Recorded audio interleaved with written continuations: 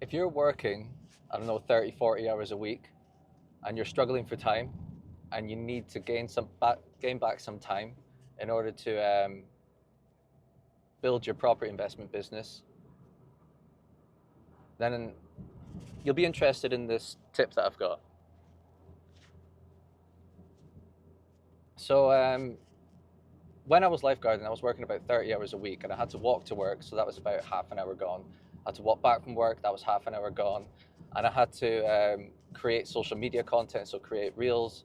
I had to adjust my apartment in order to make it look like I wasn't recording in an apartment, make it look like I was recording in an office because I was insecure and self-conscious and embarrassed. Game's the game. Plus, I had to go to viewings, had to do cold messaging, meet investors, networking events, you name it, I done it, right? So every minute of every day was extremely important.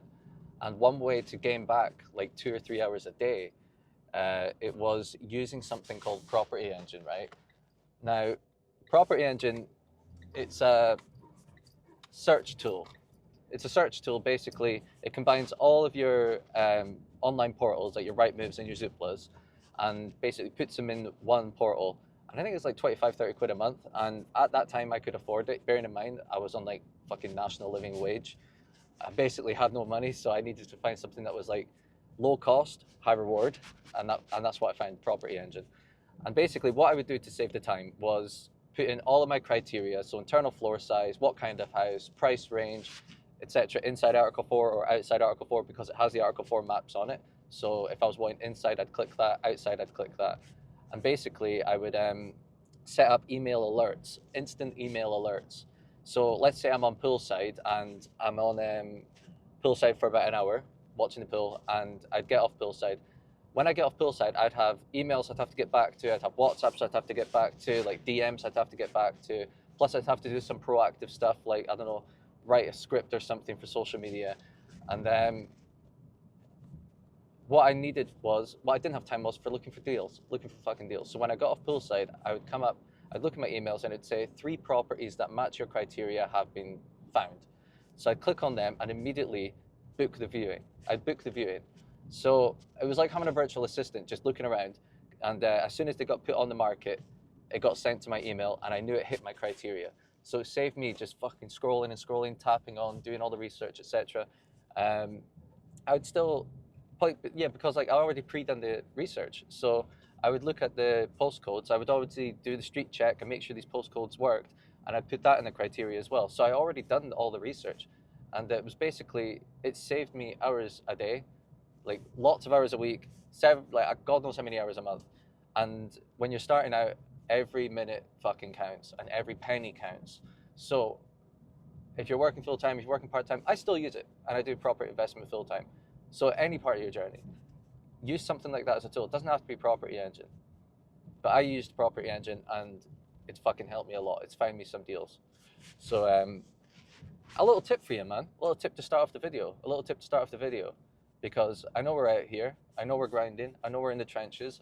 I know it feels like all of our time is just being swallowed up by the chaos of starting and growing a business in property investment, or starting and growing a portfolio. Every minute fucking counts. So I really do hope that helps. Yes, team. At a viewing, can you see here? This garden, it's a bit squint, right? I don't know if you can see it, but the end of it is definitely narrower than here. So what I'm thinking is, either their boundary cuts diagonally, their boundary cuts diagonally. This happened on Project Brighton. So what I would have to think is, would we have to restore the boundaries? That's what I'm considering. Would we have to do that? Here's it here. You can see it's got a new roof on this side and this side. And plenty of space to extend. But because I think that side cuts diagonally, you know, because that side cuts diagonally, the extension may not be the same width down here, so we may have to restore that. But I think that wall's squint as well, so that may affect the extension. And then do an infill extension here. Got an alleyway there, so that's good. We'll have to get a party wall on that side. We just have to get a party wall notice on that side. What else am I thinking?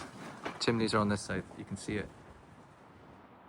Very briefly, you can see the chimney there, and that means won't be affecting the neighbours too much. Anyway, what else am I thinking? The windows open from the top. They open from the top.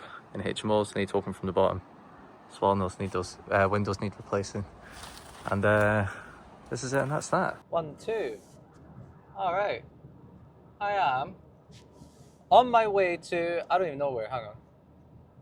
I'm on my way to the solicitor's office because they have not responded since the 11th, and we're now on the 26th, and it's an off-market property we're dealing with, and the vendor, rightfully so, is getting extremely frustrated because our solicitor isn't responding.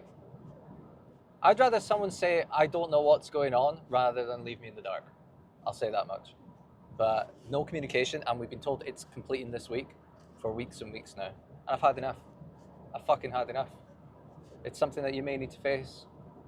God, I give people grace. I do give people grace. And I'm not going to go in guns blazing. I'm not going to be one of those people that go in fucking swearing, like, why is this not been done? I'm going to go in calm and be like, try and work out the situation and try, how do we get this back on track? Like, how do we get this completing this week or next week? How do we get this done? You know? Let's work together. If someone came into my office, guns blazing, screaming, shouting, swearing, angry, they'd be at the bottom of the pile of the type of people that I'd help. I'd be like, look, I know you're frustrated. I get that. I appreciate it. But don't even fucking bother coming into my office with that attitude. So don't. I know it's on the inside here. Trust me, shit can get really frustrating. It can get really frustrating. But we're only as strong as our team. And I know they're not employees, so it's different, you know. They're not loyal. Yeah, you know what I mean? Like, they're not like on our payroll, but our team represents us. If our team's falling behind, we're falling behind. And it has a negative impact on your reputation. So go in, see what's the problem, how come you're not responding? Is it because of this? Is it because of this? Right, if it's because of that, let's work on that. Let's try and get that sorted today. You know, let's try and work together. And that's what's happening. That's what's happening, because I'm not letting this deal fucking fall through. I'm not letting this fall through. We've worked hard on it.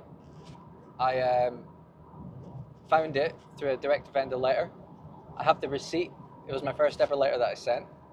So it's an important deal, man. It's an important deal. And I think this is what our clients pay for. This is what our clients pay for.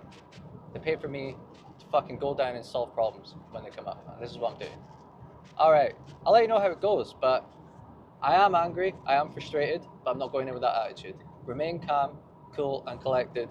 Say what you need to say. Go in with a proactive, problem-solving attitude, and then you'll be able to hopefully come out with a solution rather than causing more problems. Punch the pillow if you fucking have to. Just don't take it out on your team. All right. Let's hope this goes well. Right. Just been to the solicitors and had a good chat. You know, he's very helpful, told me everything that was been going on, told me what the bottleneck was, the reason for delays, just basically figured out why we have gone over. Now, it's no one's fault in particular. What happens is when you have like abroad investors, sometimes you send letters to places and when they try and send them back, they can get bounced back. There's been a lot of like bouncing back letters and documents need to be signed, questions need to be answered. So there's been a lot of things that are just out of people's control. And it is frustrating, but it's an answer to my question. The solution is, I don't know yet. I don't know. I'm gonna speak to a few more people and see what we can do.